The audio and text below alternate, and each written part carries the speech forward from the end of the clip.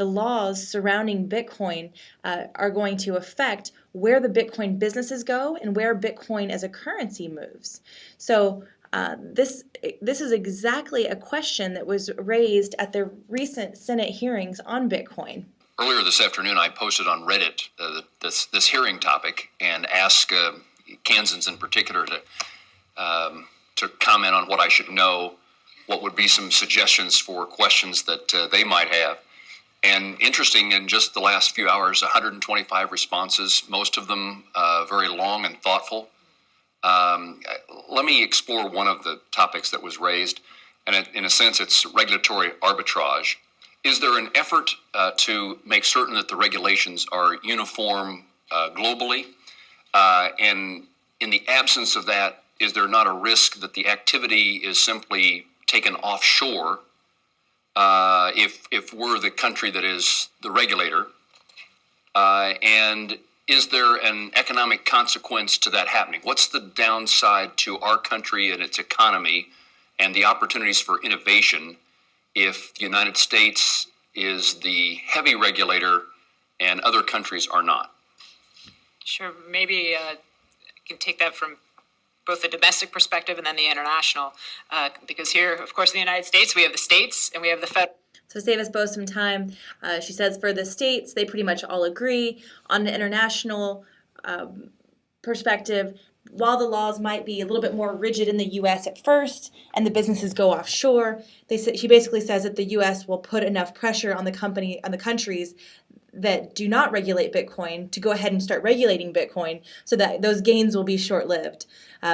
But she ends up coming around in the end and saying, yeah, but we don't want to stop Bitcoin businesses from starting up here, probably meaning we don't want to lose the money that they would generate in taxes. But let's go ahead and see what she says at the end. A little bit of hope for Bitcoin, but again, I'm not very trustworthy based on what I just talked with you about, that the government's going to really embrace Bitcoin with open arms, because it doesn't behoove those in power to do so.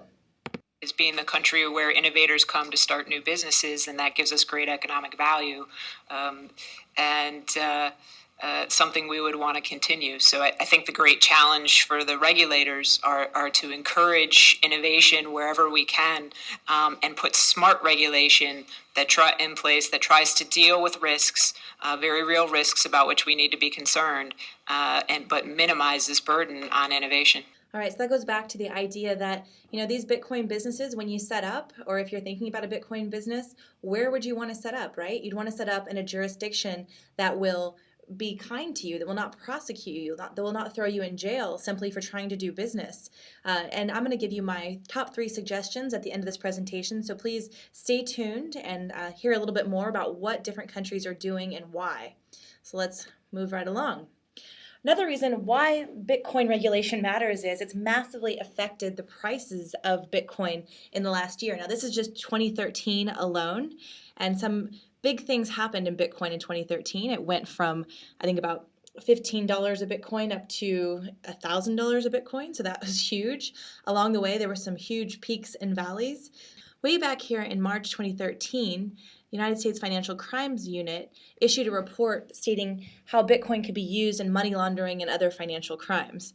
No surprise, however, cash has the exact same problems as Bitcoin, even worse, and so any arguments that are made against Bitcoin in this respect can also be made against cash. The end of July, Thailand kind of banned Bitcoin. And when I say ban, the National Bank of Thailand, or its equivalent, basically said that since there are no laws regulating Bitcoin, that it's illegal to use Bitcoin. However, it's unclear whether they had the authority to do so. So you see a little downtick here. It might have been because reports came out that Thailand banned Bitcoin. Now, we just saw a partial clip from the Senate Judiciary Committee, which was held right before Thanksgiving, I think around November 13th of 2013. And there was some really good press that came out of that. As you just heard, the United States was open to hearing about how Bitcoin could be used in its economy, how it could be regulated. There was plenty of, warning about the dangers and funding terrorism. There was also some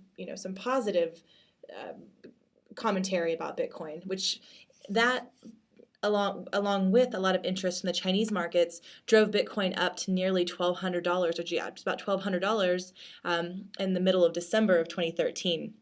Now, right when that demand was incredibly high, China came out and banned it as currency, so didn't allow any financial institutions to deal with businesses or to fund businesses that dealt in Bitcoin. So that created a huge crash, and for a few days, Bitcoin plummeted down to around $500, and some lucky investors then scooped it up at that price to where it rebounded around 930, and it sat between 900 and 1,000 for the last month and a half, which is a long time for the life of a Bitcoin price.